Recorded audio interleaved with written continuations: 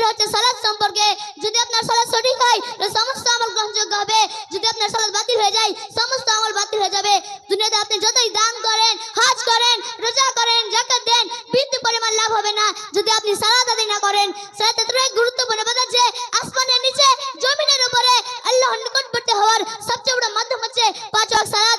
এর চেয়ে বড় মাধ্যম পৃথিবীতে নাই। সালাত এতটাই গুরুত্বপূর্ণ বাধা যে আপনি যে অবস্থাতেই থাকেন না কেন আপনাকে সালাত আদায় করতেই হবে।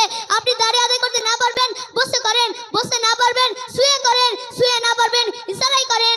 আপনার ভালো কাপড় নেই, অপবিত্র কাপড় আছে, তবু আপনাকে সেই অপবিত্র কাপড় পরেই সালাত আদায় করতে হবে। আপনার কোনো কাপড়ই নেই, আপনাকে উল্লঙ্গ অবস্থায় সালাত আদায় করতে হবে। যদি আপনি উযু করার জন্য পানি না পান তাহলে আপনাকে মাটি দিয়ে তায়াম্মুম করে সালাত আদায় করতেই হবে। সালাত এক আশ্চর্য ইবাদত।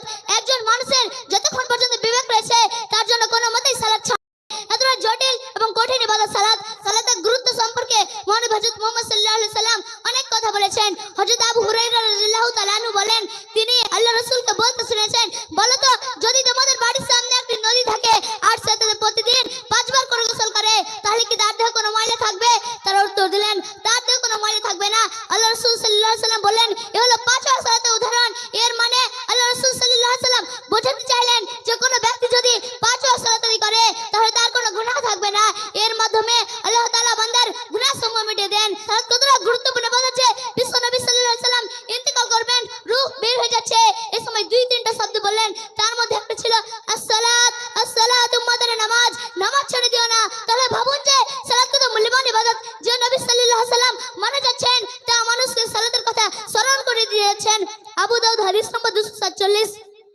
হযরত আমর ইবনে সুহাইব রাদিয়াল্লাহু তাআলা আনহু হতে বর্ণিত, তিনি তার দাদা থেকে বর্ণনা করেন, রাসূলুল্লাহ সাল্লাল্লাহু আলাইহি সাল্লাম বলেছেন, তোমরা তোমাদের সন্তানদের সালাতের জন্য নির্দেশ দাও যখন তারা 7 বছর উপনীত হয় আর 10 বছর হলেই তাকে প্রয়োজনে প্রহার করো আর তাদের মাঝে বিছানা পৃথক করে দাও। অত্র হাদিসে প্রমাণ হয়েছে 10 বছর বয়সের ছেলেমেয়েরা সালাত আদায় না করে তাহলে তাদের মাঝে বিছানাকে আলাদা করে দিতে হবে। কিন্তু বর্তমান সমাজে দেখা যায় যে অধিকাংশ অভিভাবক সালাত আদায় করে না। আপনি অভিভাবক হয়ে যদি সালাত আদায় না করেন তাহলে আপনার সন্তান কিভাবে সালাত আদায় করবে? সুতরাং আপনার সন্তানকে মসজিদমুখী করতে গেলে আগে আপনাকে সালাত আদায় করতেই হবে। সালাত এতটাই পাওয়ারফুল ইবাদত যে কাফের ও মুমিনের মধ্যে পার্থক্য করে দেয়। তিরমিজি হাদিস নম্বর 2618। আল্লাহ রাসূল সাল্লাল্লাহু আলাইহি সাল্লাম বলেন, বাইনাল কুফরি ওয়াল ঈমানি তারকুস সালাত, অর্থাৎ কাফের ও মুমিনের মধ্যে পার্থক্য হচ্ছে সালাত। সুতরাং যে সালাত আদায় করে সে মুসলমান, যে সালাত আদায় করে না ও সে কাফের। অথচ আমরা অধিকাংশ মুসলমান এই সালাত নামক ইবাদত থেকে দূরে সরে আছি, তারপরেও আমরা নিজেকে মুসলমান বলে দাবি করছি। অবশ্যই আমার প্রত্যেকটা ভাই বোন, বাবা মা, সকল মুমিন মুমিনাকে বলতে চাই যে শয়তানের ওয়াসওয়াসায় না পড়ে সালাতকে জান্নাতে যাওয়ার চাবি মনে করে জামাতের সাথে সালাত আদায় করবেন।